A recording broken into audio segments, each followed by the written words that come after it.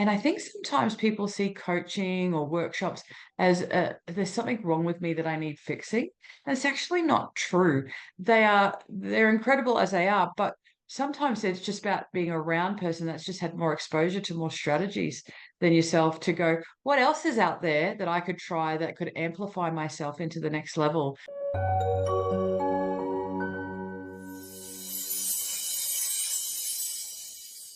And thank you so much, Kylie, for being back. It's been I can't believe it's been 2 years since we chatted. We were talking about Yeah, filming. I can't believe it either. I'm like, oh yeah, no, a year. No, 2 years. Oh my goodness, time flies when you're having fun. If I was looking at why I went into education originally, which was empowerment, to what I felt that I was actually delivering, I didn't feel like it was necessarily aligning to my true north. But I was comfortable, right? So it was familiar to me. I was financially okay, when I've got raising 3 kids of my own and things like that. So I was stuck in comfort. And I think I often talk about comfort not being necessarily happiness. I talk about comfort being familiarity. And so being able to shift from that, and then I got to the point where probably, the universe is got a really great sense of humor. So probably wasn't as satisfied in my career as much as I had been in previous years.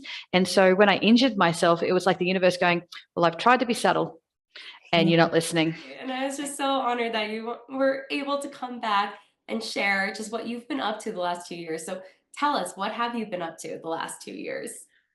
Yeah, it's been a bit of a whirlwind. I have definitely grown, exponentially. I've grown more than 200% in my business in the last couple of years.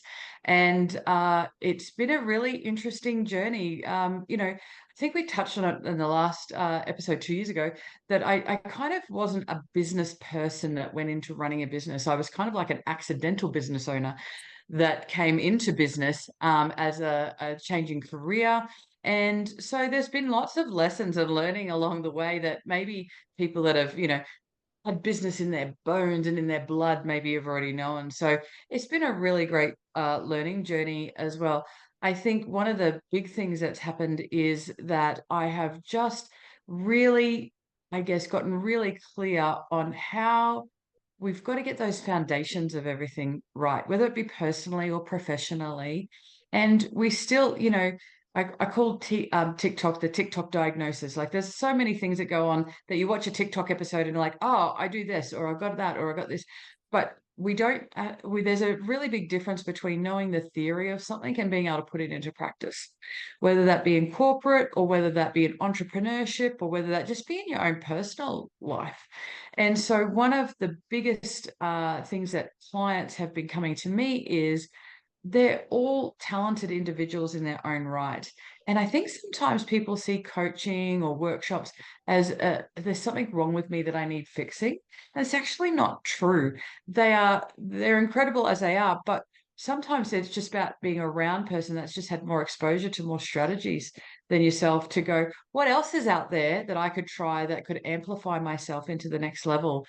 So I've been running workshops. I'm doing some work in the not-for-profit space for CEOs at the moment and loving that kind of work because at the heart of my heart is that service leadership and also empowering those that may not have the ability to empower themselves. And so not-for-profit sector is a really great example of people that work really, really hard in that space to give those people a leg up. I still do some advocacy work but what I just really, really love is seeing people's distance traveled and helping them celebrate the steps along the way. And your podcast today is a really good example of that exact same philosophy as celebrating the milestones. And, because if we only ever focus on the end goal, when we get to the end goal, we're like, oh, okay, now what? But if we can celebrate the milestones along the way, then we can take the joy in the journey that sometimes is difficult, but we've got to find those opportunities and moments of joy in it along the way to really just feel. I just think that's what amplifies that success when we get there in the end. It absolutely does. And I love that you brought up the celebration piece because I don't think we celebrate ourselves Mm, enough. We're so good at celebrating no. kids and family members and this and that. But when it comes to us, we kind of forget about ourselves. And I totally agree. It's when you are able to celebrate those little things along the way, it makes it so Mm. much more juicy hitting that goal, but like being able to continue to move forward. And I think it's just really an awareness that we just don't, because I think in society, it's not really talked about or vocalized or seen as selfish or this or that. When Yeah, and in Australia we have this concept of tall poppy syndrome where it's like if you like, oh, I did that really well, everyone's like, well, who do you think you are? You know, so but the more people we can encourage to go, oh yeah, no, that went really well today, or I'm really proud of the work that I did over here. That's not bragging. That's, you know, and we need to celebrate that a lot more. And I think one of the things I really try and is, you know, I practice what I preach. If I'm telling my clients to be proud of their work, then I also have to emulate that. So I've been a finalist in a couple of awards this year, and you know all of that kind of stuff. Which again is this whole new experience because I'm busy working.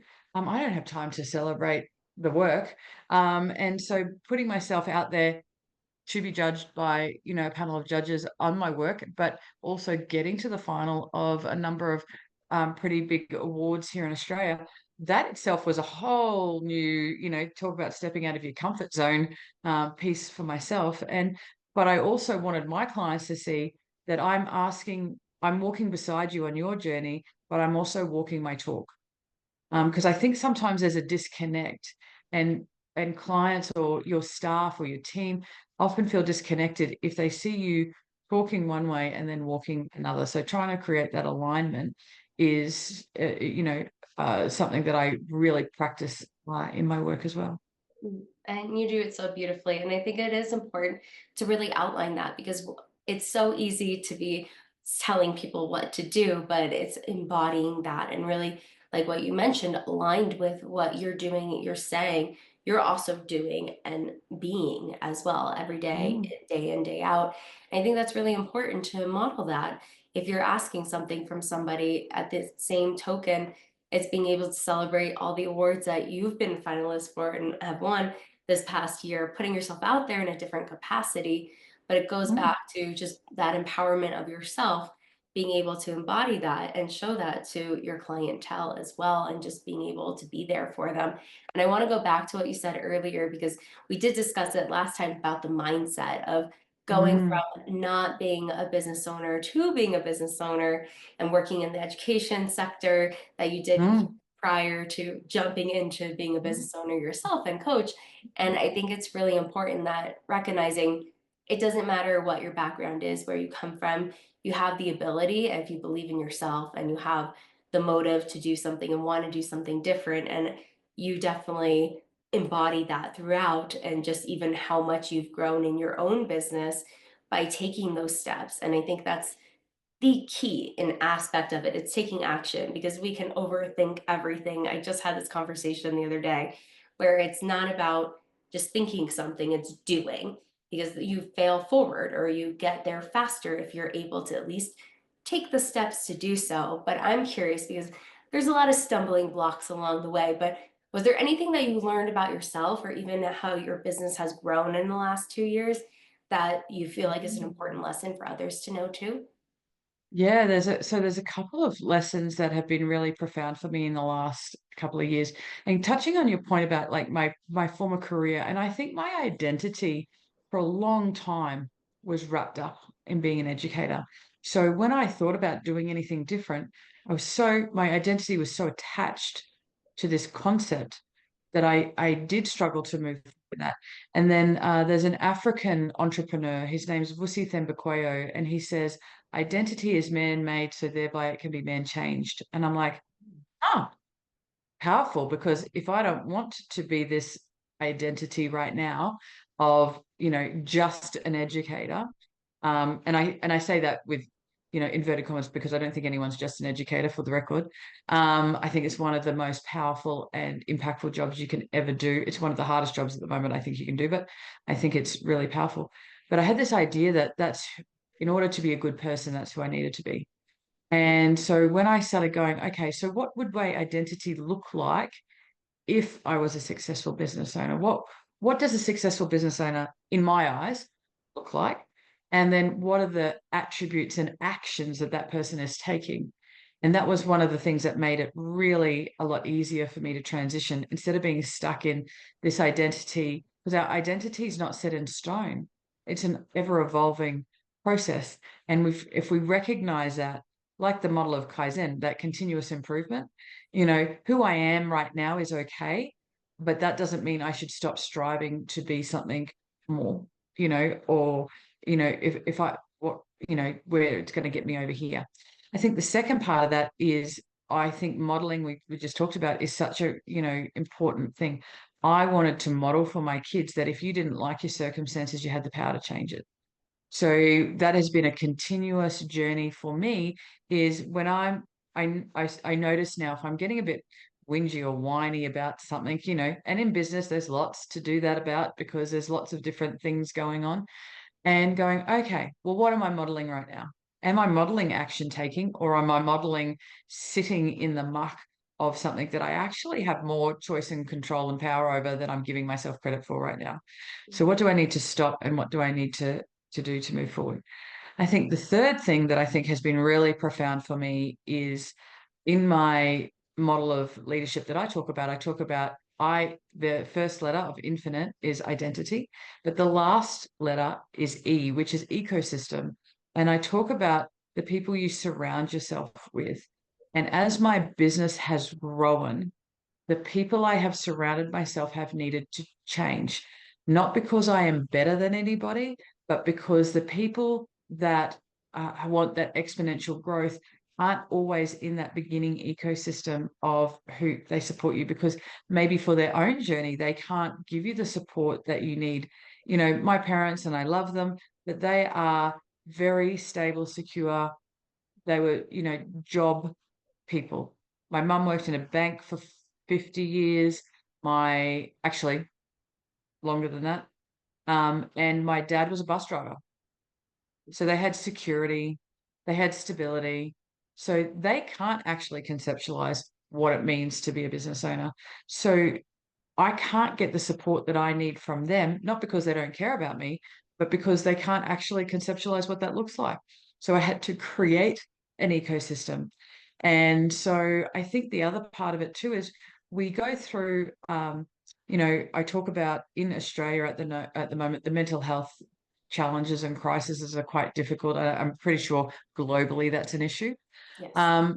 And so what happens is, you find a person, so a psychologist or a psychiatrist or whatever, and you're like, oh my gosh, I have to hang on to that person. But what if they're not the right person? And so, even in business, I decided a couple of years ago that I wanted to come in and get someone to do my social media. And people sold me all of this, stuff that they could do, but then they didn't do it. But I'm like, oh my gosh, I'm too tired. I'm too busy to go find another person. Oh my gosh, I need to hang on to this person. And in actual fact, that ability to think again and choose again and go, hey, actually, this is not alignment. And I can choose again and go, look, and it doesn't have to be a bad thing. It doesn't have to be a catastrophic, you're fired, you're a bad person thing. But it can be a really honest conversation around, hey, look, we've been at this for a little bit. I just feel like there's not an alignment. I'm going to go a different way. And I can choose again and try that again. And my ecosystem in the last 2 years, but in the last 4 years, has changed exponentially. And who I surround myself with now are people that are far more ahead of the game with me, because I want to be, I use them as aspirational kind of guidance, as opposed to where I was previously, where we were all in the muck together, so no one knew what anyone was doing. Or when I was starting to get ahead of stuff, people wanted to ride on my coattails and go, oh, right, well, we'll just follow what you're doing, Kylee, or whatever you say, I don't, that's lovely. I love helping people, but that's not going to get me where I want to go. And so my ecosystem has changed. And there was a part of me that's like, oh my gosh, that sounds like I'm letting people go, or, like firing people. And I'm not. I'm just recognizing that people here were comfortable supporting me to that level. But now I actually want to be here. They're uncomfortable with that in themselves, for themselves. So they can't do that. That doesn't make them bad people. Doesn't make me a bad person. It just means there's a lack of synchronicity there. And I can either play small and hold myself down, or I can go find another ecosystem of people that are going to go, yeah, Kylie, you want to, earn this amount of money in the next 12 months, aspirational goal. That's fantastic. Let's do it. What does that look like? And I think that those three lessons, the identity, and the ecosystem particularly, have been really key learnings for me. I love it. And I'm just letting all that sink in because I think it's so important what you talked about with the ecosystem and just how it evolves as we evolve. And, when you were talking about mental health, being a former therapist, I used to tell my clients all the time, if it's not a right fit, it's okay. I can give you referrals for somebody else. But I just recently had that experience being a client, and the therapist I had, I only had a couple sessions with that therapist because it was not a good fit. And before, I would have just stayed because I'm like, well, it's just such a hassle to find a new therapist, all these Yeah. things, just even with business too. But realizing the more empowered we are with our choices, the more options and opportunities can really be exposed to us as well, and just be able to up level. And I think what you said, and I want to drive that home, is it's not that they don't support who we are, it's just they can't give the support that we need in the way we need it as we grow and evolve in our businesses, and just even in life, how we perceive things starts to shift and our mindset starts to shift. Some people will be able to, others will not. And it doesn't make anybody a bad person. It's just the journeys we're on. And I think it's how you outlined it so beautifully is really important for others to understand that as we do grow, we want to see what we are capable of and the aspects of not having the limits set on us. Because a lot of times, that uncomfortability when somebody's not supporting us is because the fear, and they want to protect us and they don't know what it's like because they've never experienced it. And every situation is going to be different because we're all different. But I think it's really important in how you outlined it. I think Yeah. just speaks volumes, and it's important. Like, it's who you surround yourself with is a huge reflection of your growth too. 100%. And even going back to that, the mental health, but it's not just mental health. It's Yeah, all the aspects of business. of You can course. feel either overwhelmed because people are hitting up your inbox every 5 seconds about something, and it's like too much, and you want, or there's a scarcity. Oh my gosh, I wouldn't even know where to find this person. But that's where your ecosystem can come in and support you as well. And I use my ecosystem all the time. I'll get something sent to my inbox, and I'll actually go to a trusted person in my ecosystem and go, do you think this is a good alignment for where I am now? Or is this a ahead of the game thing? Like, in 12 months, I need to look at this. Or is it not a good fit for what I'm trying to do? Because people will sell you on lots of different stuff, and I don't know always how to do that. And so instead of second guessing myself and doubting myself, or making a decision and then having buyer's remorse because I was the moron that didn't read the thing and ended up with this thing that I didn't want. Having an ecosystem around me to be a bit of a sounding board to go, well, what do you think of this? What was your experience when you got to that next level that you needed to put in place? And I'm still making my own informed, my own decision, but I feel like it's a much more informed decision of people that have walked that walk that can go, well, in my experience, I found this really good, but your business is a little bit different, but have a think about this. And so that has been really transformational for me, having a trusted circle in my ecosystem to ask. I joke at the dumb questions, but they're not dumb questions, but the questions that you're like, oh my God, who could I ask this? I probably sound like an idiot because I probably should know this. Right. But now I can go to this group and go, hey guys, so what about this? And they're like, oh no. Or, oh yeah, no, that's great. Or in 12 months or in 2 years, whatever that looks like. And I think that's been a very big change for me, is having the right people in that space. Yes. And it's like peeling the layers back as you start to evolve. You're going to encounter different people, and some people are sticking, some aren't.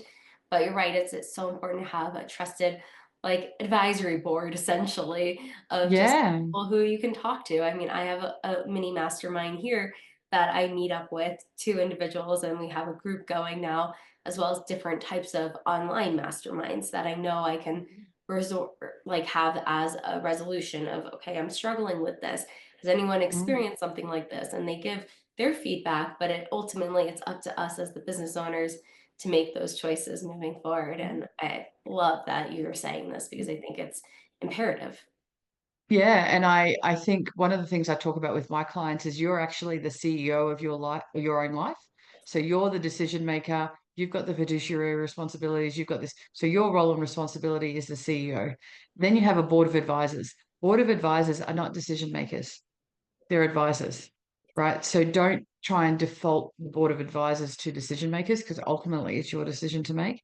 And do an audit of your board of advisors regularly around, is this board of advisors, that the people that you've got in your world, are they still serving you, and are they being able to provide you what you need? And if not, who do you let go of the board of advisors and add someone else into your board of advisors? Because ultimately, whether it's a corporate job or life leadership, self leadership, you're the CEO, and you get to make that decision for yourself. But if you have a really good, solid board of advisors, then it's going to make it easier for you as a CEO, like organizationally, makes a difference. It does. It definitely makes a difference. And, you know, I know you've already had so much success these last 2 years and even just when you first started your business, but what have you been up to? What's been coming up for you in the next few months, year? I know you have a lot of projects you've been working on. Can you share what you have been up to and what you're looking forward to? Yeah, so in December of 2024, I am releasing my own book called Infinite Leadership, and that's around that continuous improvement. And it's about excellence for everybody. It's around really creating the fact that we need a really solid reflective practice to be able to recalibrate and recalibrate and recalibrate on this continuous improvement journey for ourselves. And so I'm really excited about that. I'm actually coming to the US. I'm so excited in March of 2025. And so if any of your audience has resonated with the conversation and they want to catch up, or they want to, reach out and find out where I am and what I'm doing, because I am hoping to run some workshops and to do some connecting over in the US. So I'm really excited about that.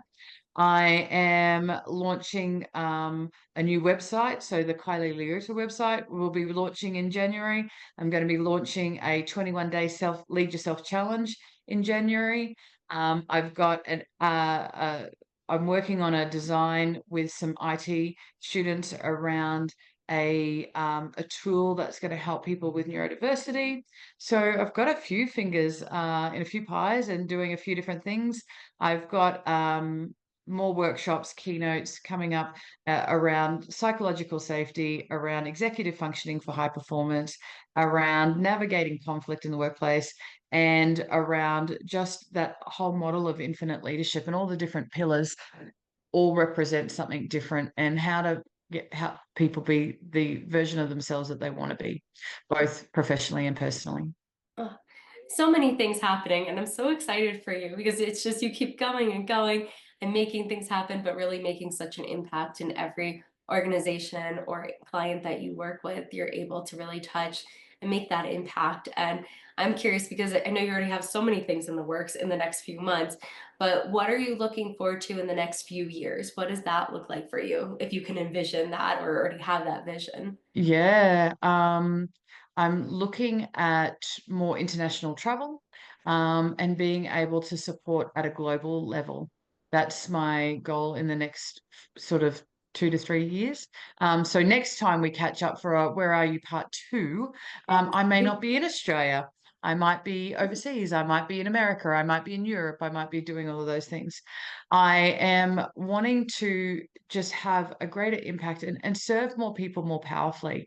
So whether that's young people that need these skills earlier, like, I often talk when I'm talking with young people, I'm like, man, I'm learning this in my 40s.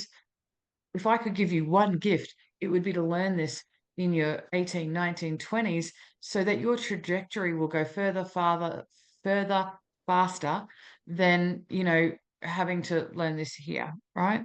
And I think that's such a powerful opportunity too. That's that legacy that we leave behind, is by creating a better world. People talk quite negatively about the generations that are coming through, but what are we doing as this generation to serve that generation, to be able to continue that? I think that's a really huge important part. And my educator heart still has a very big passion for our youth and our young people. And I think they are the product of their experiences. But so how do we give them better experiences so they can create better decisions and get to where they want to go in a way that's going to work for that generation more powerfully as well. You're right. And it's that ripple effect, because if you're able to stop it and redefine it at earlier generations, that trajectory sure. can be so powerful. And I've been so enjoying this conversation, Kylee, but where can people find you, find all your services, everything you have to offer? We're going to link everything below, but if you could let us know too. Yeah, so my website, elements number 4, success.com.au. I'm on Facebook and LinkedIn as Elements for Success, and and also on Instagram as Elements for Success, and LinkedIn as Kylee Leota, KYLEELEOTA. And I would love for you to join, connect, and yeah, keep the conversation going. I love it. Well, thank you, Kylee, for coming back on, just sharing everything you've been up to. You are just making such a difference in this world for so many individuals near and far. And I can't wait to see it explode internationally on so many levels and the impact that you're going to continue to make. So thank you again for coming on and sharing with us today. Thank you so much, Caroline. It's always great to see you. I cannot believe it's been 2 years, but it's so lovely to see you again. Likewise, well, make sure to like, subscribe, comment below. What was the biggest takeaway from Kylee today? I'm sure she would love to see that comment, and we'll see you on the next episode.